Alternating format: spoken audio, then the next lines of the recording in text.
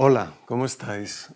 Hoy vamos a tratar de la cuestión del cambio climático como papel de tornasol de las alternativas al capitalismo. Quedémonos con una palabra, capitaloceno, es decir, la geología y la biosfera creada por el capitalismo histórico. La sinceridad ante todo. No nos convencen los enfoques que se esfuerzan por evitar el elefante en la habitación. El capitalismo y la guerra, que desde siempre le acompaña, son absolutamente incompatibles con la supervivencia y la vida digna de las especies del planeta Tierra, incluida la humana. El proceso de aceleración de esta destrucción está delante de nuestros ojos. El poder de mando capitalista reacciona con violencia desatada a las resistencias que le opone el planeta. Nos ha tocado. De hecho, a las clases subalternas del sur global les lleva tocando muchos siglos. Hoy, el calentamiento global afecta de lleno a las sociedades coloniales del norte y por eso estamos hablando de ello. Si no, no se hablaría. Que el capitaloceno ha llegado a un punto de inflexión no solo nos lo dice el caos ecosistémico que vivimos y los eventos climáticos extremos que nos quitan el aliento todos los días. Por primera vez lo dice la ciencia del clima más seria y rigurosa. Es como si Marx y el panel internacional sobre cambio climático tuvieran una alianza secreta y nos dicen, si quieres capitalismo, prepárate a matar y a morir, a segregar y devastar, a fascistizar y exterminar ecosistemas. Por eso no nos convencen los falsos dilemas, colapsismo y postcivilización o pacto verde, nueva socialdemocracia, porque no tienen los pies en el suelo, ni tienen tabla para surfear la aceleración del caos ecosistémico. Tenemos un problema. Las ecologistas no lo somos lo suficiente, porque no tenemos en cuenta otras ecologías, como la mental y la político-social.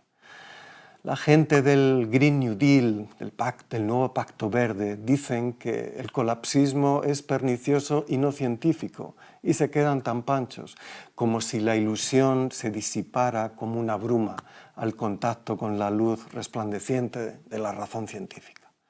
Además, proponen un pacto con el capital que ya se ha resuelto mediante el recurso al autoritarismo, el fascismo, el apartheid y el maltusianismo exterminista. Los colapsistas, por su parte, son presa del milenarismo que ya vaticinaba Arrabal, pero no, el colapso no existe. El capitalismo ha sido siempre un productor de catástrofes humanas y ecosistémicas y siempre se ha aprovechado de ellas. Y con los eventos extremos crecientes debido al calentamiento global, no sucederá nada distinto. Capitalismo y fascismo tienen una extraña relación de dependencia.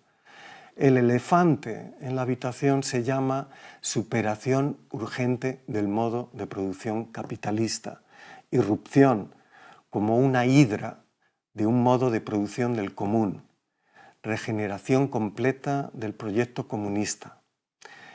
Y os preguntaréis, y nos preguntamos, ¿y quién va a encargarse de ello? Todo apunta a que han de hacerlo las clases que se crean en las luchas contra la aceleración del caos ecosistémico en el que, en lo sucesivo, vive y vamos a vivir en el capitaloceno. A esta finitud declarada del planeta responde la necesidad de comunismo planetario como proyecto aquí y ahora. ¿Os suena la lucha de clases? Cuando cambia el capitalismo, cambian las clases. Las clases no preexisten a la lucha en la que se crean.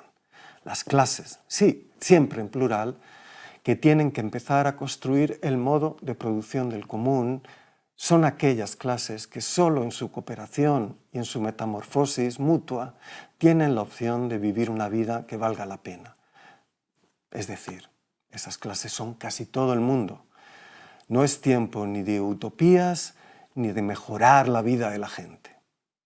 La devastación ecosistema que hoy vivimos es la demostración geométrica de que el deseo de comunismo es la mayor expresión de la razón común emancipadora. Vamos con ello.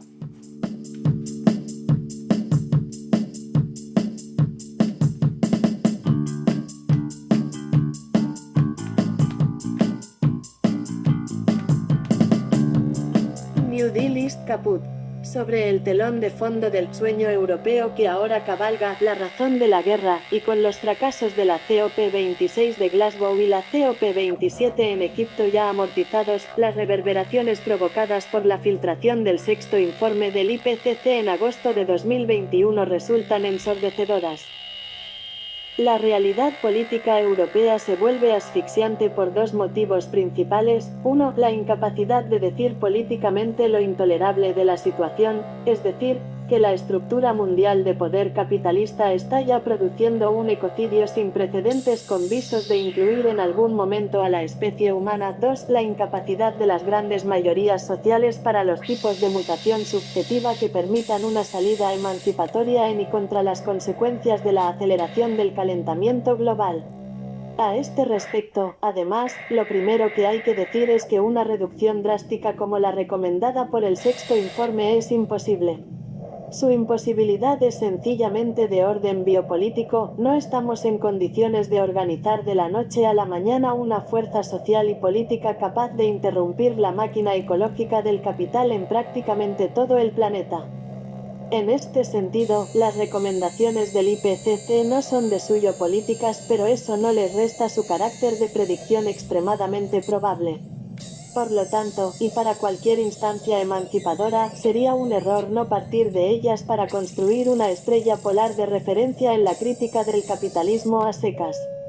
Es una condición necesaria pero no suficiente. Toda discusión que no considere el régimen de guerra, como ocurre en la polémica entre colapsistas y reformistas climáticos, está abocada a un callejón sin salida.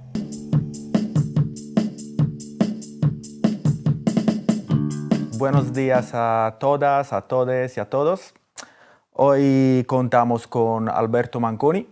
Alberto Manconi es un amigo, pero también es activista climático italiano. Y con él queremos hablar un poco del nuevo ciclo de movimientos ecologistas que ha habido durante los últimos años. Podríamos decir que la huelga del clima del 2019 marca un antes y un después. Alberto, tú que has estado presente en este ciclo, ¿podrías describirnos un poco estas nuevas tendencias, la convergencia con los otros movimientos, si ha habido una fase de gestación previa? Gracias. Efectivamente, las estadísticas de 2019 eran impresionantes.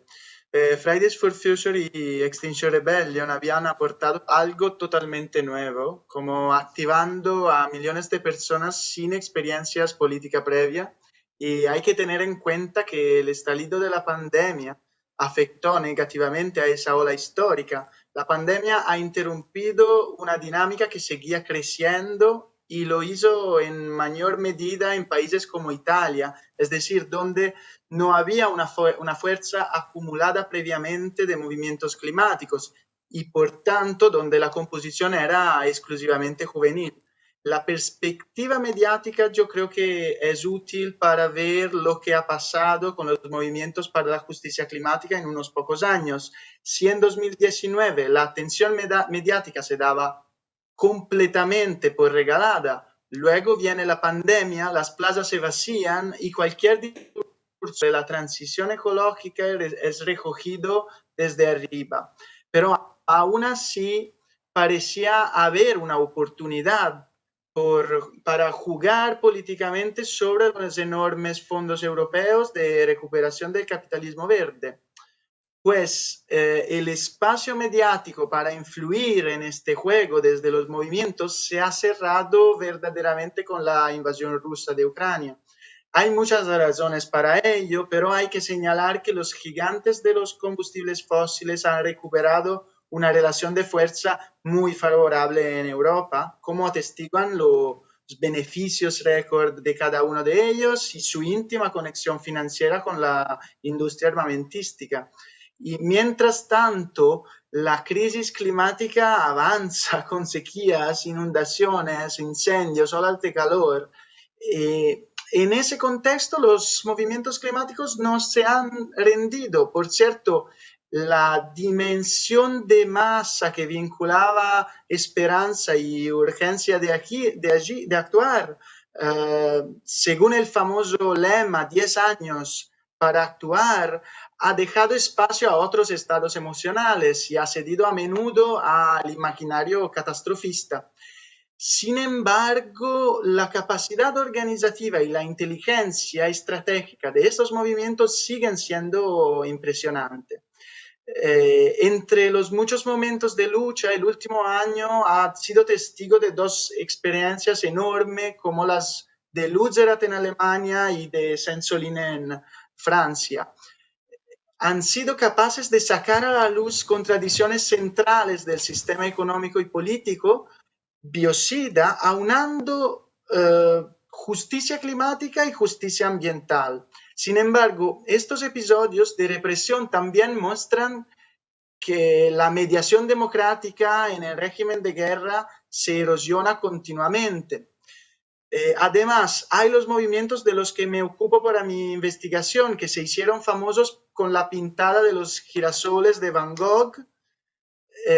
A mi juicio, ellos han entendido cómo ganar atención mediática en ausencia de movimientos de masa y, por tanto, con números pequeños y acciones destructivas, pero con un alto precio legal. Entre muchas, las críticas serias señalan que esas prácticas expresan la composición y los valores de la clase media, así como un catastrofismo extremo. Pero sus acciones cuestionan la normalidad de esos mismos valores, empezando por la sacralidad del arte, a mi juicio. Sobre todo, ellos se han dado cuenta de que con la militarización de los medios, solo si generas odio no pueden ignorarte. Es esta lógica de la polarización, que es una lógica de mierda, pero no puedes olvidar esta dinámica, yo creo, si no quieres que te borren del todo. En ese sentido, yo creo que sus intuiciones no son tan diferentes de las de Pablo Iglesias. De toda manera, bajo el telón mediático hay un proceso que es en marcha en los movimientos climáticos de toda Europa, la convergencia, como la llamó el colectivo de fábrica GKN, con las luchas sociales y sindicales de estos movimientos. En su agitado curso, la lucha de GKN reavivó el Fridays for Future Italia y dio un nuevo impulso a las luchas territoriales en las regiones cerca de la fábrica, pero sobre todo esa fábrica se convirtió en un espacio de subjetivación para la lucha de clases dentro de la transición ecológica. La convergencia de movimientos ecosociales en una realidad es hoy en día una realidad en toda Europa. En Francia ha tenido expresiones claras en las innumerables revueltas del último año, pero también en Alemania, donde la huelga conjunta de Fridays for Future y del sindicato de transporte ha ido. Pero en el Reino Unido, los piquetes de este año de huelga histórica han sido una oportunidad de repensar la acción para los activistas de Extinction Rebellion y Just Stop Oil, los cuales allá mantienen números y constancia de acción impresionantes. Y sobre todo está la dificultad objetiva de salir de pensarse dentro de un horizonte de colapso que incluso yo admito sentir a menudo en mi piel. Ante este panorama, yo creo que solo podemos coordinarnos internacionalmente para buscar salidas que estén en contacto con el problema, es decir, que tengan que ver con la transición ecológica desde abajo.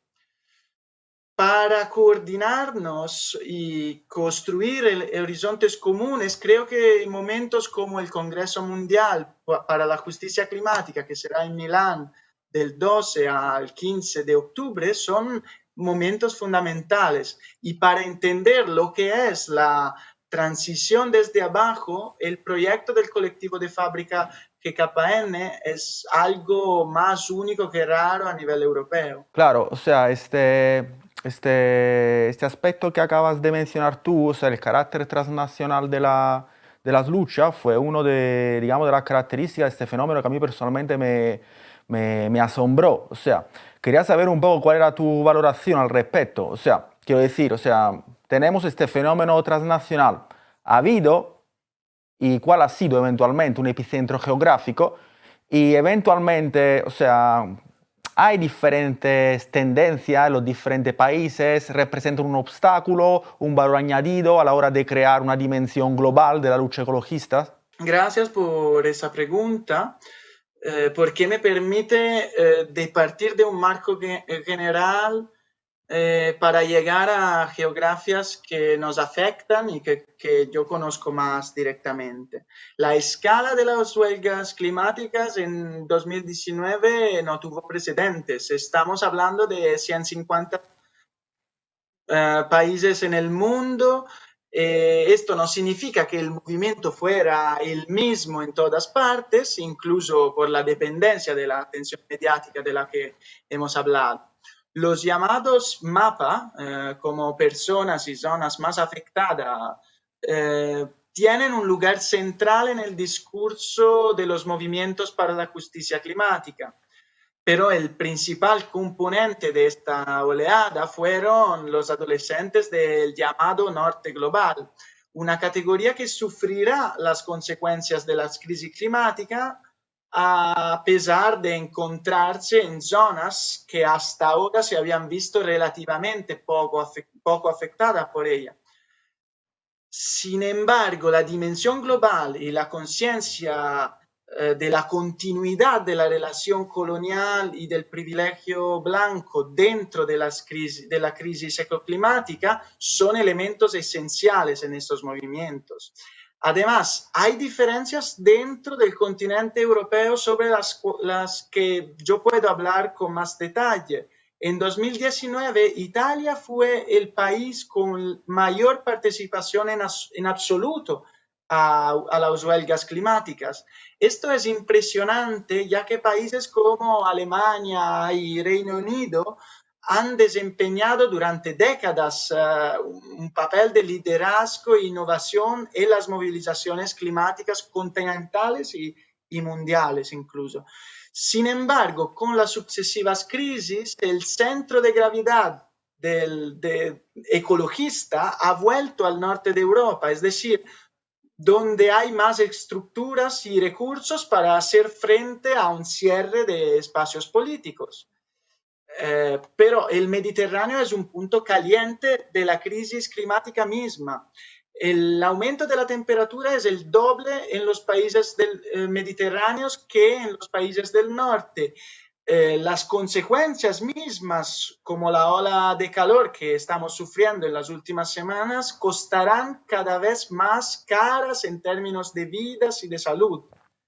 Mientras tanto, si la coordinación entre movimientos es difícil a nivel europeo, lo es aún más entre los países del sur de Europa, donde los recursos son más escasos y el impulso ecológico predominante, si no el único antes el 2019, es el de las luchas territoriales, que es diferente del enfoque de la justicia climática.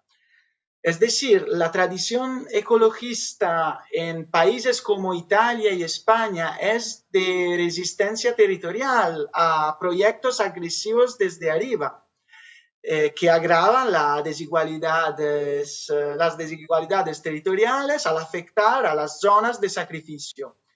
Así, en la España rural y en el sur de Italia vemos ahora una creciente oposición a los grandes parques de energías renovables.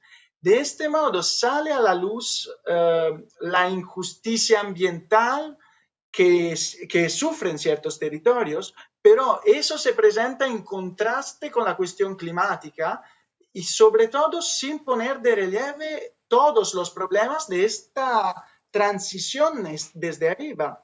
La política energética actual no solo es injusta desde un punto de vista territorial, que ciertamente lo es que no se trata en absoluto de una transición ecológica, sino de una adicción energética. incluso en el caso español, donde a diferencia del caso italiano, las infraestructuras renovables han crecido de forma significativa en los últimos años. Para que las infraestructuras de energías renovables contribuyan a mitigar las crisis climáticas, deberían sustituir al abuso de las energías fósiles que ya deben abandonarse inmediatamente. En definitiva, se trata de recuperar una cara menos comentada, pero bien presente en los movimientos territoriales, que es la de la planificación alternativa, que a menudo se lleva a cabo junto a la resistencia. Una vez más, creo que el ecologismo expresado por la experiencia del colectivo de fábrica KKN propone herramientas útiles para salir juntos de la ambigüedad y jugar el ataque sobre la cuestión de la transición. Este proyecto podría ser un punto de inflexión en la relación política entre los movimientos ecologistas y las tecnologías renovables, más allá de Italia y especialmente en el sur de Europa, yo creo. Por eso insisto en que el sur puede y debe adquirir centralidad en las geografías del ecologismo europeo. La crisis climática a partir de 2019 se convierte en una cuestión estrictamente temporal y no creo que sea catastrofismo registrar las aceleraciones que estamos viendo de manera particular y preocupante en estas latitudes. Por eso debemos dar un giro productivo y material a la urgencia de la acción. Muy bien, Alberto, muchas gracias por la intervención enriquecedora y Gracias. A ver si después si además del verano vamos a tener también un otoño caliente. Esperamos, hasta pronto. Soy Alejandro y estoy aquí por invitarlas e invitarlos al Congreso Mundial de Justicia Climática que estará a Milán del 12 al 15 de octubre este año. Es la primera internacional del anticapitalismo climático. Serán presentes las colectivas más representativas del planeta, de Stop COP en Uganda, Ende Gelände en Alemania, Just Stop Oil en Inglaterra, Última Generación en Italia y todos los centros sociales de Milán y también Torino Climate Social Camp, Bologna for Climate Justice y Venice Climate Camp. Nosotros queremos contrastar el capitalismo fósil. Ahora yo soy en Madrid, el riesgo de muerte térmica es muy presente. Debemos combatir ensemble por crear un frente climático revolucionario para defender nuestras comunidades, nuestros niños y nuestros niños. Fight fossil capitalism. Come to the World Congress for Climate Justice in Milano. Ciao!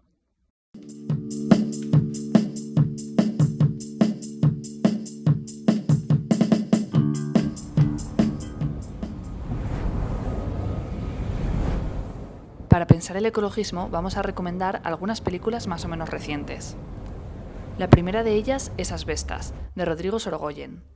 Cuenta la historia de una pareja francesa y el conflicto con sus vecinos en una aldea galega donde las eólicas se están haciendo con la tierra. Porque esta es mi casa.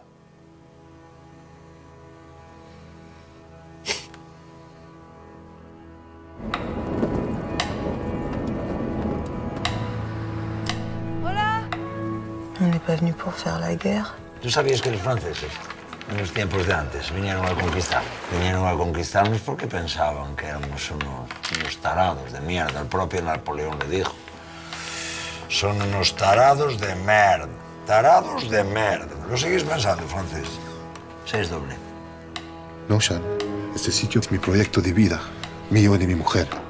Cada vez que me levanto a las 5 de la mañana, me acuerdo de ti. Y ahí empieza otro día precioso. Antoine, viens voir. Ils ont rien d'autre. Puis surtout, ils ont rien à perdre. Ustedes viven puerta con puerta, hombre. Tomen una cerveza, hablen, que estas son cosas de vecinos. Que te vieron con una cámara. Estabas grabando, ¿verdad? ¿Verdad que me estabas...? Jusqu'à quand? C'est quoi le coup d'après? Tu sais très bien qu'ils vont pas s'arrêter. C'est ingérable. Stefano.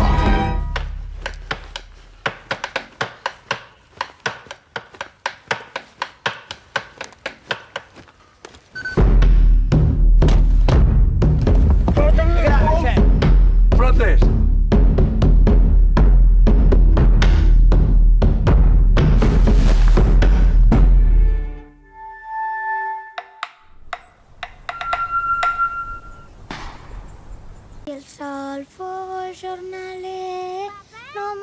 En Alcarràs, de Carla Simó, una familia lleva generaciones ganándose la vida con la cosecha de verano de su huerta de melocotones.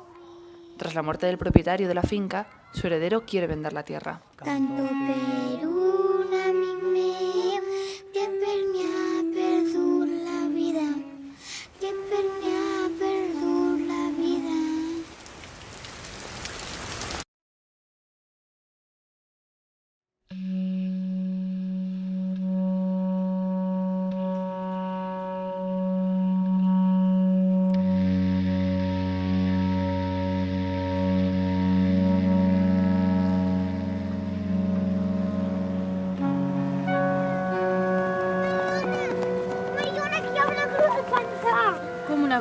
Sí, una grua no em així. Però per què? Un contracte firmat de les terres. De contracte firmat no n'hi ha cap. Què us deixo? El Pinyol vell i jo ho tenia fet de paraula, igual que el seu pare i el meu pare. Però no ho digues això, papa, eh? Què fos? Pare! Pare, home!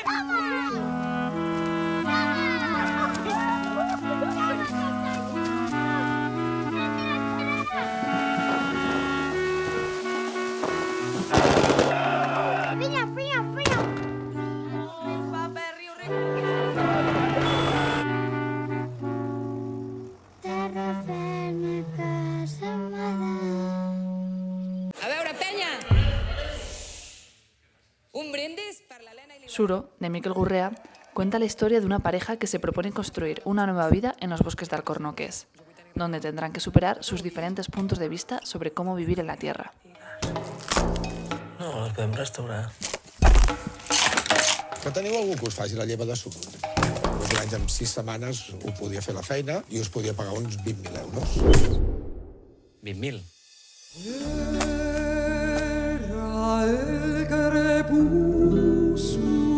És una mica pijo, no, tot això? He canviat el nostre cotxe per això. No t'has tornat boig o què, tia? Perdona, tu qui ets?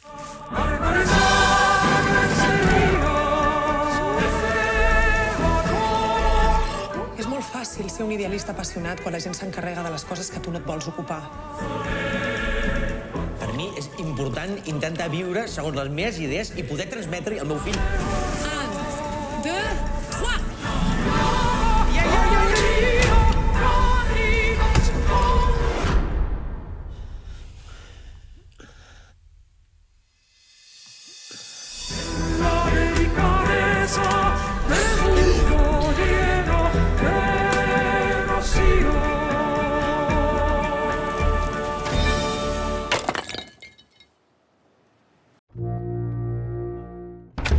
Y por último, La mujer de la montaña, película islandesa dirigida por Benedikt Erlingsson. Cuenta la historia de una profesora de canto que declara la guerra a la industria local del aluminio, que está contaminando su país. ¿Qué hacía el helicóptero ahí? Ya has cumplido con tu cometido. Ahora tienen generadores. Tenemos que llevar a cabo el plan. Ahora, el mundo tiene los ojos en nosotros. Es el momento perfecto para tu manifiesto. Por Dios santo. Una niña. Aquí tiene una carpeta con toda la información sobre este asunto del Instituto Ucraniano. ¡Qué maravilla! Así que vas a ser mamá. Todo es muy complicado. Tú vas a ser madre y no hay nada que pueda detenerte.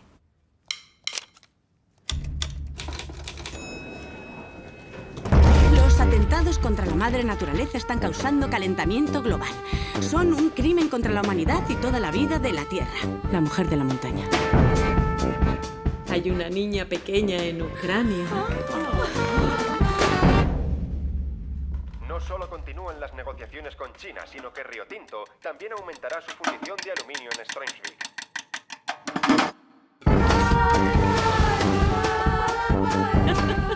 Mide 97 centímetros y pesa 22 kilos.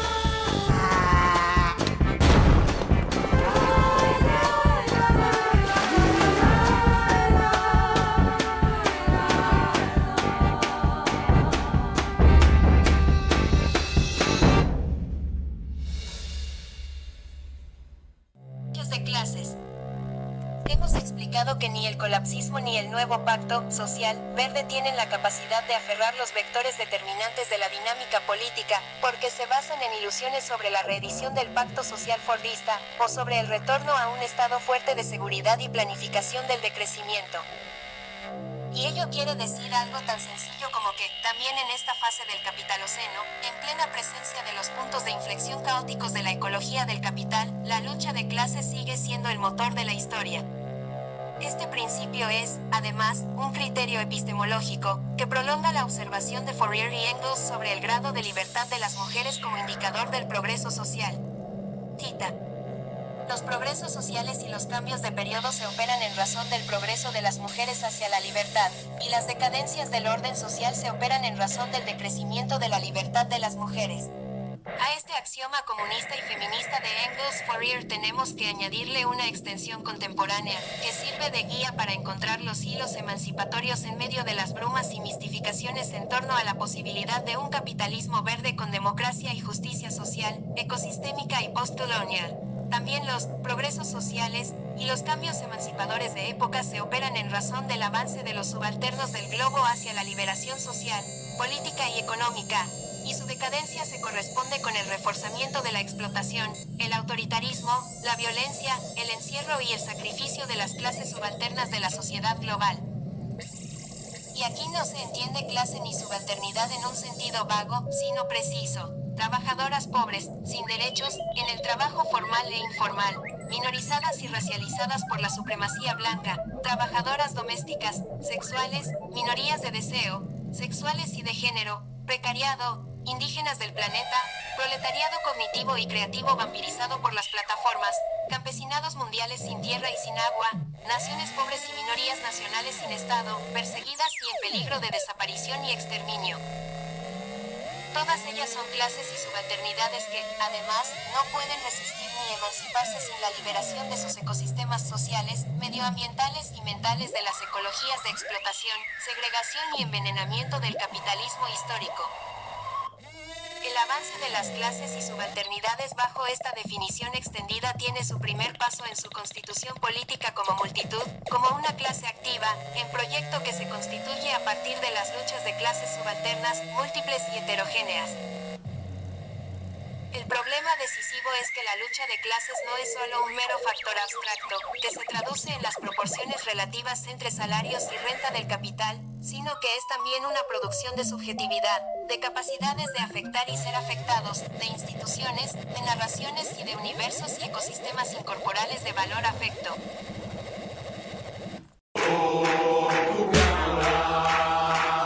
Fino a che ce ne sarà.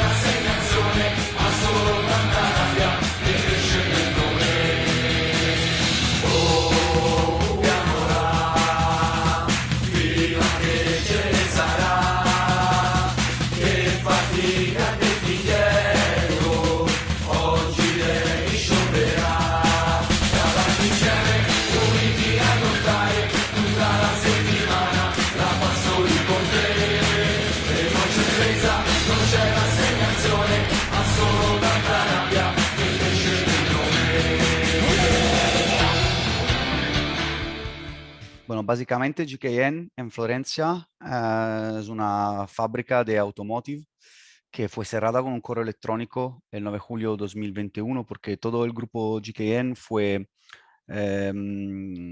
comprado por un fondo de inversión especulativo que se llama Melrose.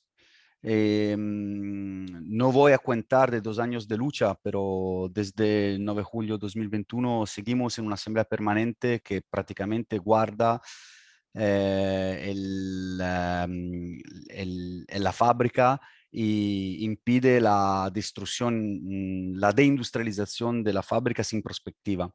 Después diferentes movimientos de lucha en cual conseguimos aplastar los licenciamientos por correo electrónico.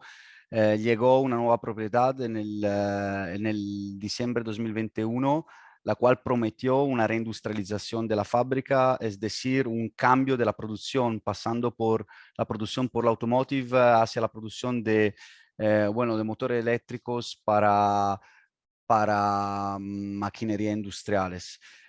Nosotros tuvimos el sospecho que esta solo era una trampa para dejar que el tiempo se podía pasar lográndonos, porque hay que comprender que cuando una fábrica está cerrada, cada día sin hacer nada, tampoco sin declarar licenciamientos, pero es como conseguir el licenciamiento, porque los trabajadores se quedan en un limbo en cual no son los viejos trabajadores, pero tampoco están trabajando algo de nuevo para conseguir nuestro licenciamiento efectivo. Nos han dejado prácticamente 8 meses sin sueldo, solo por darte una idea de lo que pasó para intentar aplastar nuestra lucha y la asamblea permanente. Y así que en diferentes etapas, con aproximaciones sucesivas, empezamos a desarrollar nuestro plan industrial para que no era posible simplemente quedarnos esperando no sé qué, esperando la reindustrialización por arriba, que claramente la propiedad no quería hacer. Esto es lo que podemos decir después de 2 años, probablemente porque solo la idea es transformar esta fábrica en una operación de especulación financiera en primer lugar y inmobiliaria en segundo lugar. Así que empezamos a desarrollar nuestro plan industrial y lo hicimos exactamente como hicimos la lucha. La lucha GKN ha sido conjunta entre los movimientos por la justicia social, sindical y los movimientos por la justicia climática hacia el primero día, porque los patrones dijeron que nuestros licenciamientos en el sector del automotive eran falta del movimiento de Greta, de los ambientalistas y todo eso. Y nosotros contestamos que nunca hemos tenido la posibilidad de elegir qué producimos.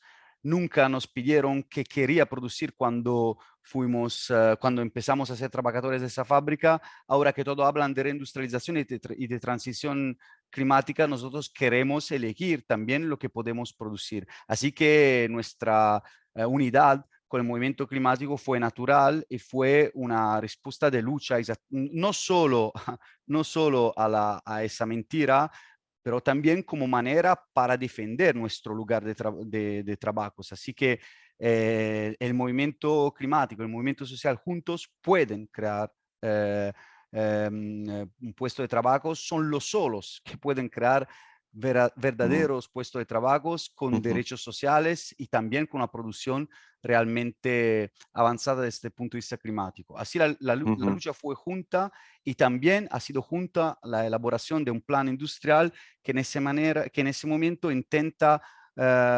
reconstruir, reindustrializar la fábrica con la producción de cargo bike por un lado y de paneles solares de última generación, posiblemente sin extractivismo, así sin la utilización de materia prima que sea el resultado en realidad de extractivismo.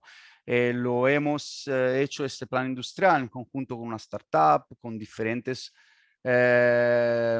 universitarios solidarios con nuestra lucha, y claramente la fábrica que estamos poniendo nuevamente en trabajo, que queremos poner nuevamente en trabajo, desfortunadamente va a ser una fábrica capitalista, porque no es posible crear una isla de una economía diferente en esa economía. Así que fuimos también obligados a elegir una manera para crear una estructura societaria. Hemos formado una cooperativa y por el momento una pequeña cooperativa como primero rostro para desarrollar la futura estructura societaria. Esto puede ser también peligroso por el futuro, pero claramente ahora bueno, lo que queremos hacer es una cooperativa que funcione integrada con el territorio, integrada con la presión comunitaria y del movimiento, así que la presión comunitaria y la presión del movimiento pueda también tener esa cooperativa sana desde el punto de vista productivo, desde el punto de vista ecológico y también desde el punto de vista de la inspiración social.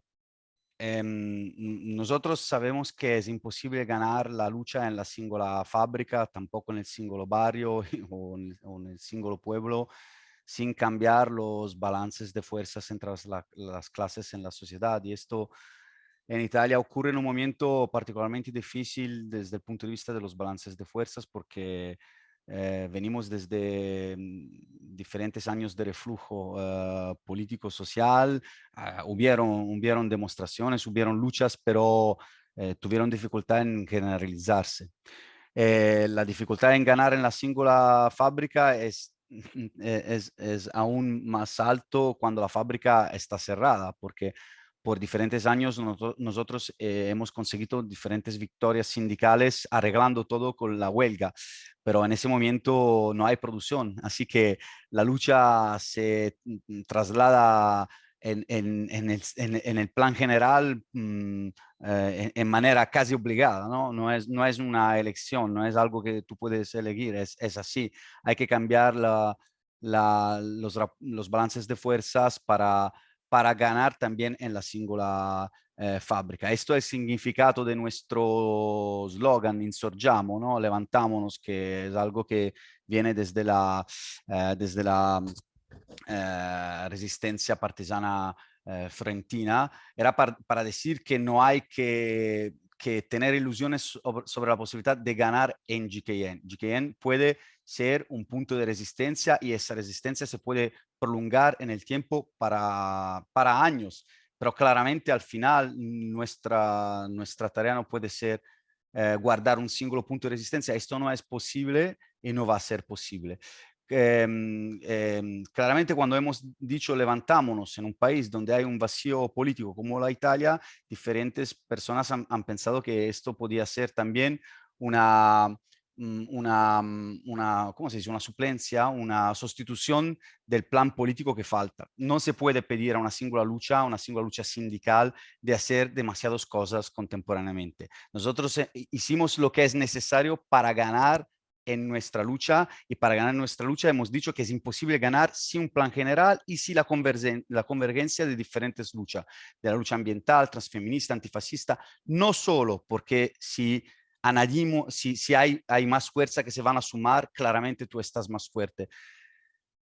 También porque para resistir 2 años en una singola lucha, hay que elevar la comprensión de los trabajadores, y el conjunto, la contaminación de diferentes luchas ha sido también una herramienta para comprender cómo nuestra lucha se coloca en el contexto social, en el contexto mundial, podemos decir, ¿no? Con una guerra, con una crisis climática y todo lo que está pasando. Así que en este momento la convergencia sigue siendo eso, un proceso de luchas que se enriquecen en manera mutua, se ayudan y no se pone en ese momento el problema del sujeto político, porque no es esto lo que estamos haciendo. Esta tarea sería una manera no para ganar la lucha, sino para aplastarla, porque podría poner a la lucha tareas que la singular lucha no se puede poner, no es correcto que se ponga, y puede ser también en ese momento un arma que nuestros enemigos usan contra nosotros. Desfortunadamente, en los últimos años, cada vez que fue una lucha obrera, cada vez se terminó con un obrero elegido en el Parlamento. Nosotros no estamos buscando eso, y por el reflujo que ha sido en Italia, si tú hablas de subjetividad política en ese momento, lo que entiende la gente normalmente es esto. Nosotros decimos que no estamos en contra de un gobierno, nosotros estamos en contra de un viejo mundo, y para desarrollar un nuevo mundo tenemos que desarrollar tenemos que desarrollar una clase dirigente, que no significa necesariamente el terreno electoral o la subjetividad política en ese momento. Y esa clase dirigente ya la tenemos en un cierto sentido. Hay algunas experimentación en los campos, hay esa fábrica, hay la lucha en la logística de un sindicato como Sicobas, hay la lucha contra la guerra que queremos dar en octubre. En ese rumbo hay que desarrollar ese debate, que no es un debate que se puede desarrollar solo en GKN. Patos colapsista. La secuencia ininterrumpida entre pandemia, guerra y eventos climáticos extremos durante el verano de 2022 y lo que ya estamos viviendo en este verano de 2023 ha reforzado el largo debate entre lo que se conoce como colapsismo y las posiciones que contemplan algún tipo de pacto social verde para mitigar el calentamiento global y retrasar la aparición de los principales puntos críticos o de inflexión, movilizando a los poderes públicos y a la sociedad civil para reducir el impacto de sus consecuencias ya inevitables. A su vez, dentro del colapsismo europeo hay una tensión entre, por un lado, quienes consideran que es posible una respuesta estatal y política a los efectos del calentamiento global basada en el decrecimiento generalizado, y quienes, por otro, consideran que es demasiado tarde para ello y que lo prioritario es la adaptación de las poblaciones humanas a las consecuencias del calentamiento global. En el caso de esta segunda propuesta, se trataría de apostar por la organización colectiva de la vida y de la producción en sociedades no capitalistas y de bajo consumo energético. Hablaríamos, por lo tanto, de realidades no metropolitanas y con intercambios fundamentalmente locales, asociados a redes de transporte menos densas y desaceleradas, y a una profunda desdigitalización de la producción y de la vida social. Internet reducida a lo esencial para la comunicación científica, comercial y personal. En todo caso, hay una intersección entre las opciones estadocéntricas del nuevo Pacto Verde y el colapsismo que sigue afirmando que queda poco margen, pero aún se está a tiempo de evitar lo peor. Y no cuesta ver que en esa intersección no hay lugar para la independencia de las luchas de clases subalternas respecto a la dirección del Estado, y sí para formas de autoritarismo más o menos socialista que busquen una legitimación basada en el compromiso de seguridad, de crecimiento y supervivencia. Además, la guerra ha supuesto un baño de realidad para las dos opciones reales en juego, para la que apuesta por un pacto social verde entre clases y generaciones, pero también, particularmente, para las variantes ecosocialistas de la transición verde, en la medida que se basan en una dirección estatal, para la redistribución de la riqueza, la democratización de la producción de la vida humana y de su sostenimiento y el decrecimiento de la producción de mercancías. Y ello no solo porque, en las condiciones del régimen de guerra actual, únicamente cabe imaginar un tétrico socialismo de guerra que no podría dejar de basarse en la represión de las luchas de clase y en la movilización total y segregadora de las fuerzas del trabajo, sino porque el socialismo, entendido como gestión y planificación estatal de la producción de mercancías y de los mercados de capitales, incluida la mercancía fuerza de trabajo, es incompatible con la emancipación de las clases subalternas y la salida del capitaloceno. El socialismo estatal como desarrollo alternativo al capitalismo capitalismo liberal de la propiedad privada de industrias, servicios y bancos solo puede moverse en el terreno del desarrollo, es decir, de la reproducción ampliada del capital. Estamos en conversación con Matteo Polleri, que es activista en Italia y en Francia y profesor de filosofía política en la Universidad de París-Nanterre. ¿Cómo estás, Matteo? ¿Qué tal? Muy bien, qué ilusión hablar con ustedes. Ilusión también para nosotras. Vamos con Francia. Francia desde hace tiempo ha despertado, ¿no? Podemos decir desde la Nuit debout, luego los chalecos amarillos, ¿no? Después la reforma de las pensiones y últimamente también ha sido escenario durante los últimos meses de una violenta represión por parte del Estado contra los movimientos sociales y ecologistas, ¿no? Es el caso conocido, ¿no?, de la represión del movimiento de Soulèvement de la Terre, levantamientos de la tierra. Tú que has seguido esta historia, ¿puedes decirnos cómo se ha articulado esta represión? ¿Podrías describirla? ¿Cuáles son las técnicas del poder para atacar y reprimir el levantamiento climático?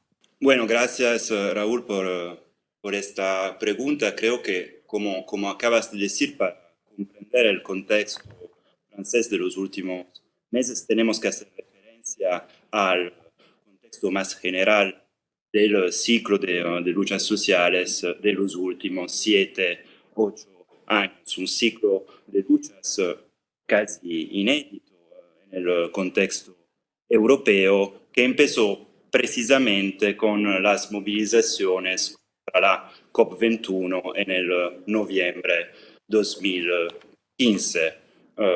De seguida se articularon una serie de luchas diferentes, paro general en el diferente sector del trabajo francés, la insurrección, el levantamiento popular de los chalecos amarillos y llegamos hasta la movilización extremadamente consensual de los últimos 6 meses contra la reforma de las pensiones del gobierno de Emmanuel Macron. En este contexto, para entender lo que podemos llamar la torsión autoritaria del gobierno macronista, tenemos que imaginar una dialéctica particularmente violenta y cerrada entre los movimientos sociales de los cuales estamos hablando y un poder que parece más y más irreformable. En este contexto, como estabas diciendo, Raúl, hay diferentes etapas, diferentes fases sucesivas y podemos identificar sobre todo 2 momentos llaves, 2 momentos estratégicos en la intensificación de esta torsión autoritaria del neoliberalismo. El primer momento fue, sin duda, el movimiento del levantamiento de los chalecos amarillos, frente al cual la estrategia del gobierno fue doble. De un lado, se trató de hacer unas concesiones selectivas sobre unas de las reivindicaciones del movimiento. El otro lado fue una represión particularmente violenta con una serie de experimentaciones autoritarias nuevas. Hablamos en particular del uso de las denominadas armas no letales en las prácticas del gobierno de la orden pública. Armas denominadas no letales, pero que son al final armas de guerra civil simulada en la práctica cotidiana de gestión de las manifestaciones. La segunda etapa en este proceso de torsión autoritaria del neoliberalismo en Francia es la etapa que hemos conocido en los últimos meses. En este caso, el gobierno se enfrentó a una movilización aún más consensual de lo que pasó antes, una movilización de una grande parte de la población francesa determinada contra contra la reforma de las pensiones del gobierno, y frente de la cual Macron reaccionó cerrando completamente el espacio de discusión parlamentaria, denunciando la oposición como una oposición de izquierda que devenió, en sus propias palabras, una forma de oposición extraparlamentaria, fuera del arco constitucional de la Quinta República.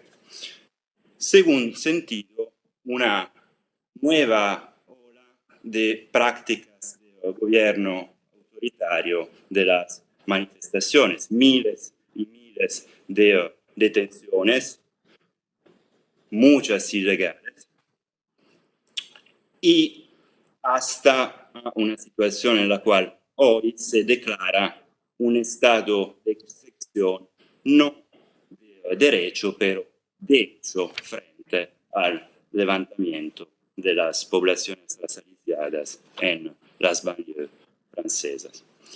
En este contexto, en resumen, podemos hablar de un enfrentamiento frontal directo, de un conflicto directo en el cual los movimientos sociales y el poder constituido de la Quinta República no tienen un espacio de mediación y de reformabilidad.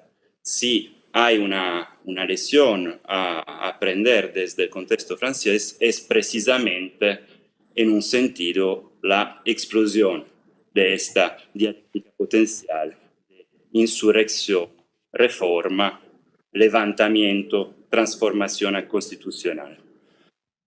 Estamos en una situación, para decirlo en una palabra, de irreformabilidad del poder constituido de la Quinta República Francesa. Gracias, Mateo. Vamos a abrir un poco el objetivo.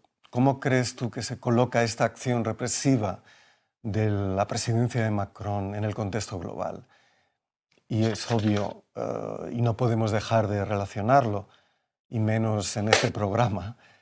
¿Qué relación ves tú con lo que hemos llamado el régimen de guerra que se ha establecido tras la invasión rusa de Ucrania el año pasado?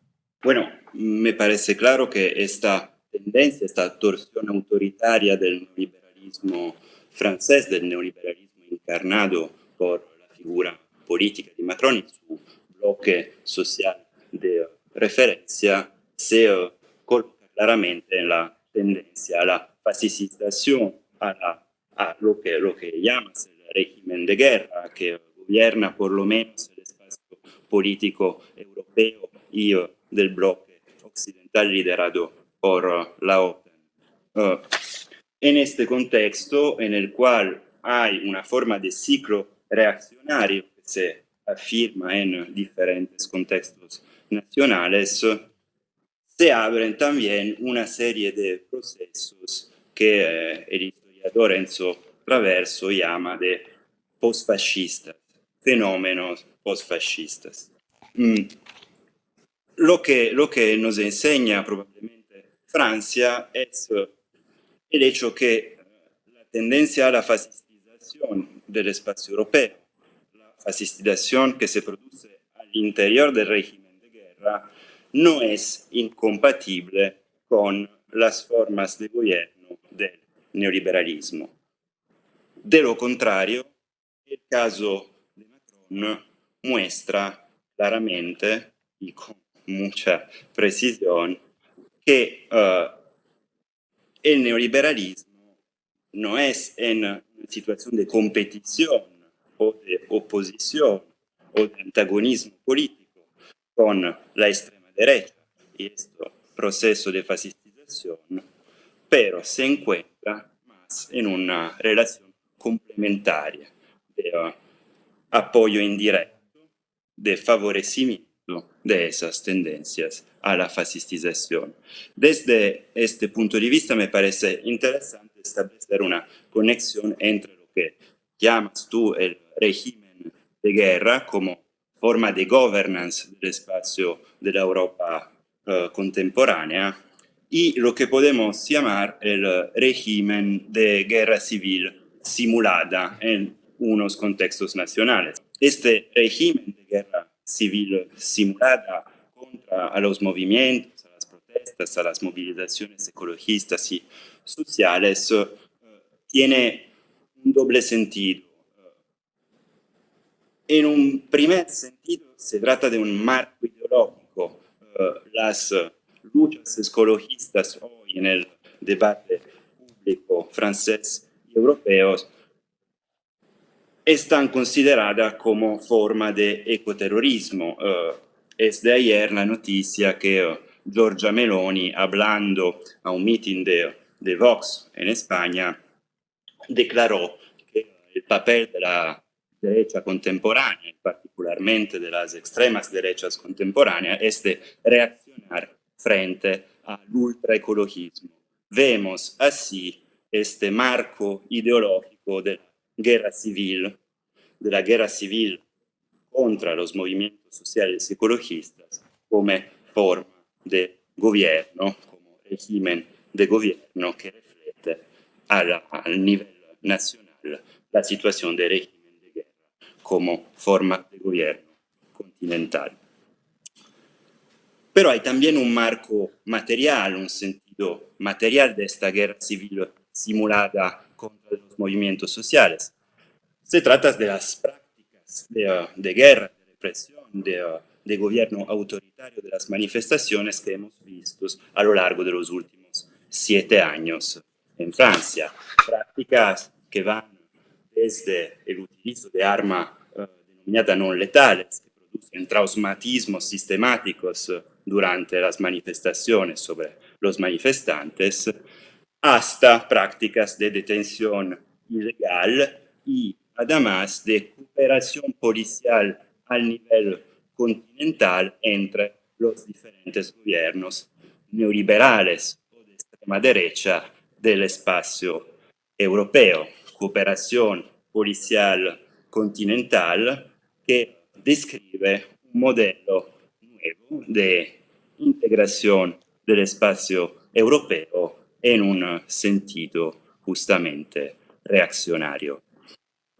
Este doble marco de la guerra civil simulada contra los movimientos sociales que refleja, como estaba diciendo, el régimen de guerra como forma de governance del espacio europeo, parece hoy, por lo menos en el contexto francés, el campo de luchas en el cual nos encontramos desafortunadamente, un campo de luchas en el cual necesariamente nos colocamos hoy y que tenemos que tomar como principal desafío para intentar de transformarlo, de desplazarlo, de romperlo o por lo menos de destabilizarlo para poner relaciones de fuerza más favorables a las luchas sociales y ecologistas. Un campo de luchas que es también el nuestro, un campo de luchas que debería ser como mínimo europeo.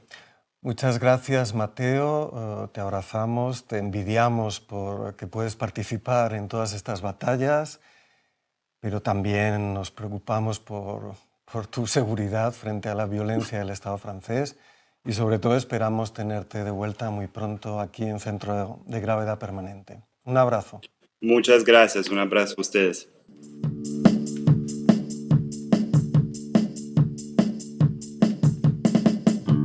Buenos días a todas, todes y todos. ¿Cuáles son las lecturas ecologistas que nos ayudan a reflexionar sobre la coyuntura? Siendo conscientes de que el tema es muy amplio y que una lista exhaustiva es imposible, proponemos únicamente algunos libros que nos han ayudado a ampliar nuestra perspectiva. Primero, El capitalismo y la trama de la vida, de Jason Moore, publicado por Traficantes de Sueños. Es una obra fundamental para comprender cómo la cuestión ecológica se entrelaza con otras crisis. El autor sostiene que las fuentes de la actual turbulencia global tienen una raíz común, el agotamiento del capitalismo como forma de organizar la naturaleza, incluyendo a las naturalistas humanas. Esta organización es coproducida por actores tanto humanos como no humanos, creando una esencia híbrida que nos permite vislumbrar posibilidades. Uno de los libros importantes para mencionar en el contexto de posibilidades y resistencia es Cómo dinamitar un oleoducto, de Andreas Malm. Malm, experto en cambio climático y activista, plantea un llamado apasionado para que el movimiento climático intensifique y diversifique sus tácticas con el fin de evitar el colapso ecológico. En un momento en el que nos jugamos el derecho a la vida, es crucial detener la extracción de combustibles fósiles de manera inmediata. El autor propone acciones directas y el uso de nuestros cuerpos como herramientas para frenar esta extracción, llegando incluso a plantear la posibilidad de dinamitar oleoductos. En medio de la abrumadora devastación ecológica, es crucial la capacidad de imaginar nuevos mundos posibles. En ese sentido, la contribución de Donna Haraway es fundamental. En su última obra, Seguir con el problema, la autora plantea la necesidad de subvertir el antropocentrismo y establecer alianzas multiespecies. Este libro, aunque complejo y que requiere una lectura reflexiva, es cautivador por su capacidad de estimular la imaginación y generar ideas para futuros vivibles. ¿El futuro será ecofeminista o no será? Sobre ecofeminismo hay muchísimos libros. Recomendamos uno en particular, La vida en el centro. En este libro las palabras están escritas tres voces de tres mujeres, Yayo Herrero, María González Reyes y Marta Pascual. Una narra un marco teórico general del ecofeminismo. Otra comienza cada capítulo desgranando lo que hay detrás de 6 adjetivos que podrían calificar a muchas mujeres: invisibles, cuidadoras, trabajadoras, luchadoras, sabias y comunitarias. Y la tercera tomó ese marco teórico y esas palabras para contar relatos protagonizados por mujeres. Las tres voces se entrelazan formando una trenza, a veces por arriba, a veces por abajo. Las palabras se cruzan para hablar de ecofeminismo desde distintos lugares. En este libro, además de palabras, hay dibujos. Ilustraciones hechas por las manos de una mujer, que las colocas en distintos lugares de la trenza.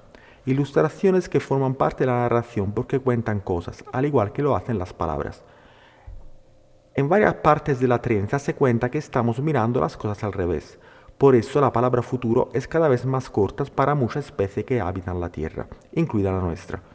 Pensamos que es necesario colocar en el centro lo que realmente importa.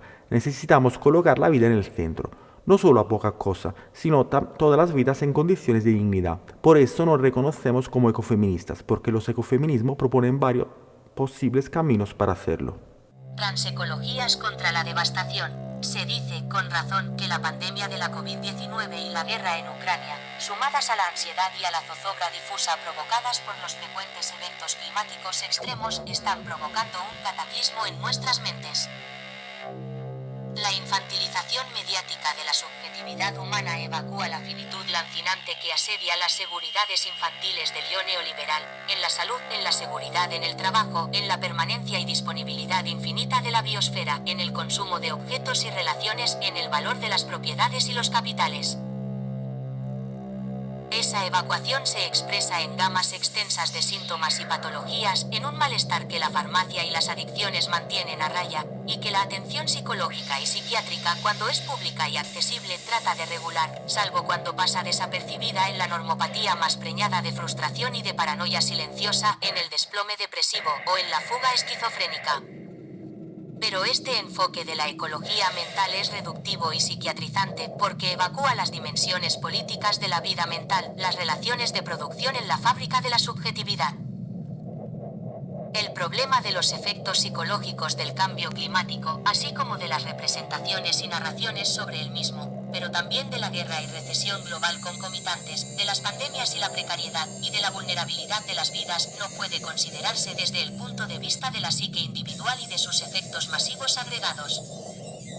Es inseparable de las dinámicas políticas y sociales de agonismo y antagonismo, de guerra y revolución, de paz y emancipación, de fuga, migración, refugio y desterritorialización.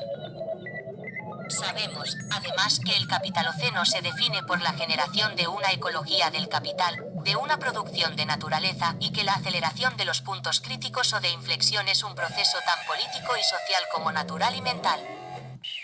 Esta indivisibilidad y transversalidad entre lo político-social, lo mental y lo medioambiental nos remite a la temática de las tres ecologías, mental, social y medioambiental, y sus entrelazamientos hipercomplejos. no se trata tan solo de que los desequilibrios sociopolíticos, medioambientales y mentales se influyan mutuamente y entren en procesos de resonancia y de realimentación positiva. Ello nos limitaría a una actitud de mitigación y restauración de equilibrios siempre precarios.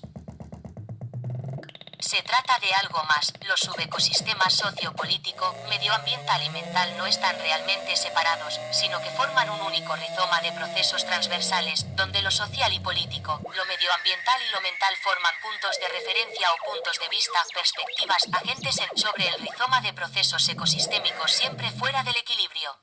Hola, muchas gracias por venir. Muchas gracias. Hoy tenemos con nosotras a Ana Hernando y Marta Pascual. Ambas pertenecen a Feministas por el Clima. Marta, perteneces al grupo de ecofeminismo de Ecologistas en Acción. Y Ana, eres miembro de la Comisión 8M, de Lavapiés. Pues bueno, este es un programa en que vamos a tratar todo el tema de la crisis ecológica. Y la primera pregunta que os quería hacer es si pensáis que se puede abordar la crisis ecológica sin tener en cuenta la dimensión feminista, que bueno, a nosotras nos parece que es especialmente relevante. Y por tanto, si pensáis también que el ecofeminismo responde en parte a esta necesidad de introducir ahí esa dimensión. Y como queráis, empieza Marta, empieza Ana. Venga. Bueno, a veces nos encontramos con intentos de enfrentar la crisis ecológica que ponen el foco en lo ecológico y olvidan la cara social, ¿no? O sea, que conocemos situaciones de territorios en equilibrio ambiental con fuertes desigualdades sociales o con fuertes relaciones patriarcales. Por eso nosotras queremos hablar de crisis ecosocial, no de crisis ecológica, porque entendemos que esa naturaleza que tenemos que proteger es un espacio en el que tenemos que vivir los seres humanos en condiciones de dignidad, ¿no? Y la crisis ecosocial significa no solo las tierras muertas, significa los barcos con centenas de personas desesperadas, significa la pérdida de servicios públicos, las periferias urbanas, las violencias crecientes hacia las mujeres, o la pérdida de biodiversidad. O sea que la crisis es ecosocial y esta vinculación nos parece importante, ¿no? Porque ahora mismo lo que está pasando es que la lógica del crecimiento permanente del capitalismo está tocando techo, ¿no? Ha superado pues, los límites planetarios, la biocapacidad de la Tierra, y esto se está resolviendo con un criterio, el criterio de empujar cada vez a más personas como hacia el precipicio, ¿no? Nos venía una expresión que nos gusta mucho de Judith Butler, que es la idea de que hay vidas que no son dignas de ser lloradas, ¿no? O sea, esta idea de que cada vez hay más vidas despreciables, sin nombre, que mueren sin ningún tipo de reconocimiento, ¿no? Hablamos de vidas humanas y también de vidas animales y de vidas vegetales, que son parte de nuestra necesidad vital, ¿no? Y por eso necesitamos ecofeminismo, ¿no? O sea que yo creo que el feminismo, ya desde siglos atrás, pues denuncia una cultura patriarcal que desprecia a las mujeres, pero también desprecia a toda la población vulnerabilizada, o sea, a la gente anciana, a la gente enferma, a la gente racializada, a la gente pequeña, ¿no? Y el ecofeminismo lo que hace es como ampliar o ahondar esta visión, asumir esta exigencia de dignidad humana y defender que la dignidad de los territorios vivos es parte, es una necesidad inseparable de las condiciones de vida humana, ¿no? O sea que es un bloque. Defender a la Tierra y defender a los seres humanos que la habitamos es una misma cosa, ¿no? Y que tenemos una dependencia radical de la Tierra, y también que la destrucción de la Tierra y la destrucción bueno, el sometimiento de muchas vidas humanas, de mujeres, de pueblos, responden a una misma lógica, que es la lógica de la apropiación, del arrase, como del extractivismo en todos los sentidos, ¿no? O sea que esta lógica de la producción es el destino de la reproducción social, tenemos que darle la vuelta, ¿no? Es como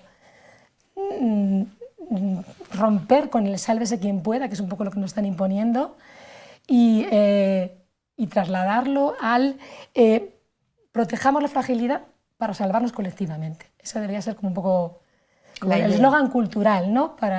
De transformación, ¿no? Y bueno, pues en esta misma línea, o sea, a la hora de aterrizar, ¿no? O de hacer propuestas ecofeministas, ¿no? Para subvertir todo esto, porque claro, tú puedes dar soluciones ecológicas, y de hecho a lo largo de la historia se han dado, ¿no? Sin incorporar, por supuesto, ninguna perspectiva social y desde luego feminista, ¿no? Entonces, si queremos introducir todo este tema y aterrizar propuestas concretas respecto a ello, pues hay como elementos o ejes que tienen que estar presentes en todas estas propuestas, ¿no? Como es el principio de suficiencia, de redistribución y también de crear comunidad, ¿no? De suficiencia en cuanto que, o sea, que nos apela un poco a los límites de la biosfera, pero también al derecho universal de las personas de acceder a los recursos o a los bienes materiales que precisa para satisfacer esas necesidades básicas, ¿no? La redistribución, pues a lo que nos apela es precisamente al reparto de la riqueza, ¿no? O universalizar, ¿no? Ese bienestar general, pero también que esto ocurra en un medio sostenible, es decir, que tú no puedes decir, venga, pues vamos aquí a producir todo el trigo y luego lo mandamos al resto del mundo en aviones o en barcos o como sea, ¿no? Sino que está muy ligado a las características del territorio y a las posibilidades de producción, ¿no? Y luego también ese tejido de comunidad responde a satisfacer otras necesidades humanas que no tienen que ver exactamente ni con el reparto, ni con la producción, ni con todo esto, pero que sí son necesidades materiales y también afectivas que por ser seres vivos necesitamos, ¿no? Que es lo que llamamos todo el tema de los cuidados, ¿no? Ya. Pero que estos cuidados, claro, o sea, no, por supuesto no son una tarea que tenga que realizar, no es un asunto de mujeres, sino que es como un objetivo social de primer orden del cual se tienen que corresponsabilizar pues todos los agentes sociales, ¿no? O sea, no solamente las personas, sino también las instituciones, las que haya o las que se creen, o las redes comunitarias, las que haya o las que se creen, ¿no? Y estos tres elementos tienen que estar funcionando a la vez, o sea, no puede funcionar la suficiencia por un lado y la redistribución sin que haya redistribución o sin que haya tejido comunitario y viceversa.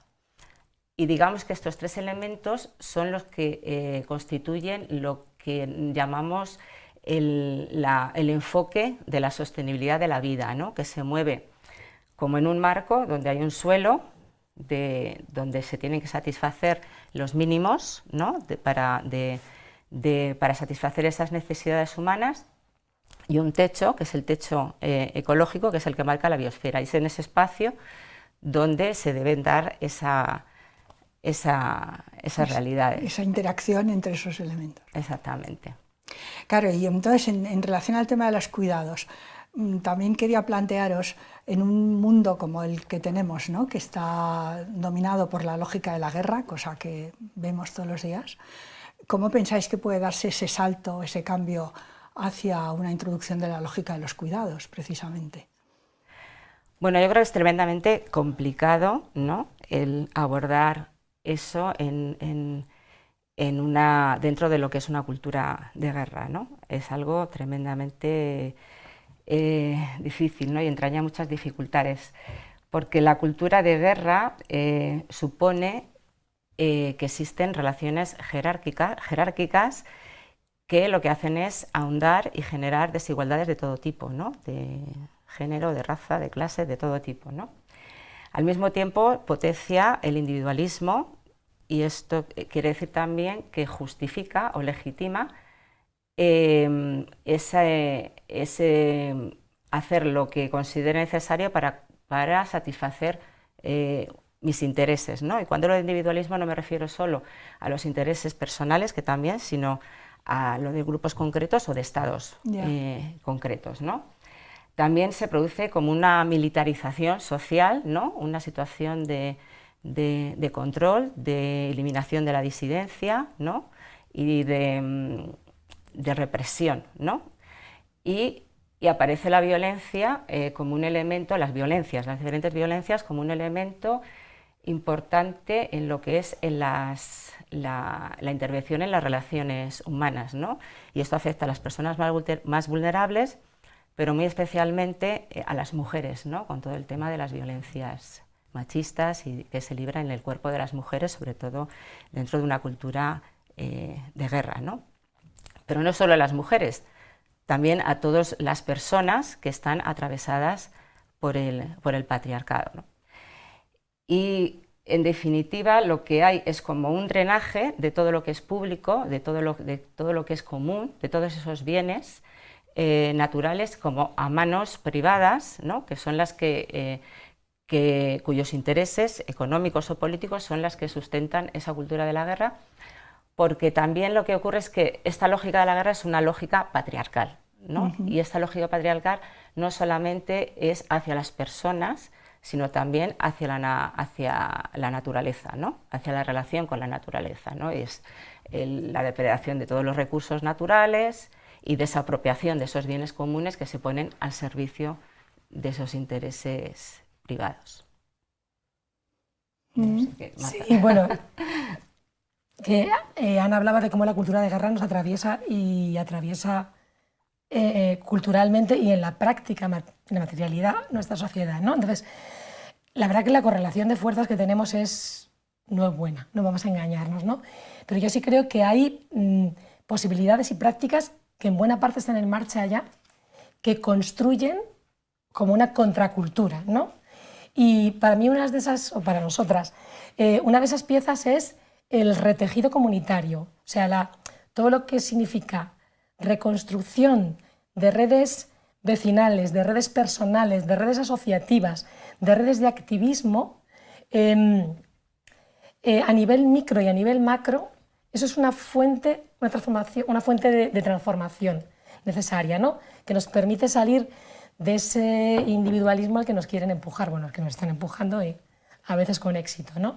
Entonces, para mí esa idea de, sobre todo en las ciudades, ¿no? Volver a encontrar esa humanidad que existe al lado, reconocerse, acercarse y luego llevarlo a otros niveles, a nivel institucional, al nivel de los servicios públicos, a nivel de las redes de solidaridad a larga distancia, ¿no? Otro de los ejes, que igual parece un poco simple, pero me parece esencial, que es disponer de infraestructuras materiales, de espacios donde encontrarnos, lugares físicos comunes, abiertos, que pueden ser desde colegios, centros sociales, centros de mayores, plazas, donde encontrarnos con gente física y proyectar, pensar y organizarnos, ¿no? Para hacer crear ese contrapoder, ¿no? Y también yo creo que es importante en todos los espacios que se han desnaturalizado tanto, volver a renaturalizar, volver a meter, pues eso, desde que el río tenga vegetación, a montar una campaña en defensa del agua pública potable, no como está pasando en algunos lugares ahora mismo, que estamos viendo pues, los problemas de la destrucción de recursos. Y además de esto, por terminar, a mí me parece que sería clave como crear un gran debate por todos los rincones, reproducido en colectivos diversos, sobre qué necesitamos los seres humanos para vivir, o sea, arrancar de ahí. ¿Qué necesitamos? ¿Cómo vamos a producirlo? ¿Cómo vamos a producirlo con lo que hay, o sea, con los recursos que existen, no con los que soñaríamos, ¿no? Y luego, ¿cómo vamos a repartir ese trabajo de producción y cómo vamos a redistribuir esa producción? Eso es esencialmente lo que nos compete como civilización, como seres, ¿no? ¿Cómo resolvemos lo que necesitamos dentro del respeto a esa tierra, que es que también es parte de lo que necesitamos, ¿no? Es como dar la vuelta, ¿no? En vez de arrancar desde el sistema productivo, arrancar desde la base social, ¿no? Eso yo creo que el feminismo sabe hacerlo muy bien, ¿no? Empezar a arrancar pensando en las personas. Claro, porque date cuenta que la cantidad de destrucción que acarrea cualquier contienda bélica, o sea, las propias, porque no solamente la de Ucrania, sino todas las múltiples guerras que hay en el mundo en este momento, va a dejar un mundo completamente o medio arrasada, destruido. Y sin embargo nosotras sabemos lo que cuesta luego reconstruir todo eso, que podríamos decir que para los lobbies capitalistas es simplemente una manera como de seguir el negocio, porque evidentemente la reconstrucción va a traer consigo un aumento del capital, pero para nosotras, o desde nuestra perspectiva, eso significa horas y horas y horas y vidas empeñadas en poder reconstruir al menos una parte de lo que se destruyó tan rapidísimamente en una guerra. Entonces, para mí es tan importante la resistencia en esos momentos y el hecho de que las mujeres estamos ahí en primera fila. Bueno, al menos las feministas, creo yo, ¿no? No sé si queréis añadir algo. Bueno, a mí es que muchas veces lo que me viene a la cabeza con todo esto, me viene a la cabeza la canción esta del Víctor Jara, ¿no? de A desalambrar, que él abordaba la propiedad privada con eso, pero a mí lo que me sale es al desasfaltar o descementar, ¿no? Porque debajo de ese asfalto y de ese cemento está la tierra que necesitamos y que la necesitamos para poder continuar la vida, ¿no? Y que eso en algún momento lo tendremos que afrontar, ¿no? Bueno, y desasfaltar también los cerebros, ¿no? O sea, la cultura, ¿no? Sí. Que la tenemos adoquinada.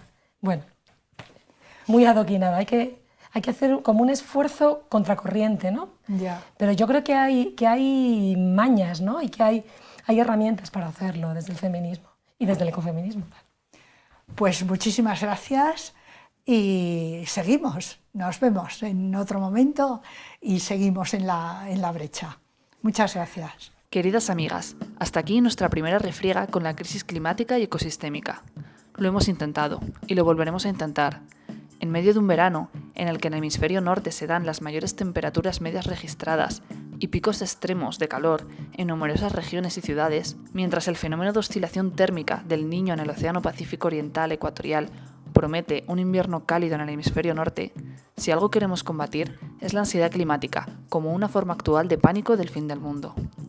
Si algo hemos querido es transformar el ansia en indignación y protesta, en algo que es un resultado ético y político del dominio de las oligarquías financieras y extractivas en todo el planeta. Es el hecho de una minoría de la humanidad, y esa minoría es la enemiga de la humanidad. Que esa humanidad se descubra como multitud organizada y diversa, como clase climática que atraviesa todas las opresiones y explotaciones, es el problema número 1 en el que tenemos que trabajar en todos los planos de la realidad. Con esta emisión termina nuestra primera temporada en Canal Red. Estamos aprendiendo. Queremos hacerlo bien, pero también disfrutar y deselitizar la comunicación televisiva. Queremos seguir, volver a encontraros, hacerlo mejor, tener vuestro retorno, construir una y muchas comunidades de afectos e ideas, cercanas y distantes en este planeta. Sobreviviremos al verano y a la amenaza reaccionaria. Somos, con vosotras, un centro de gravedad permanente.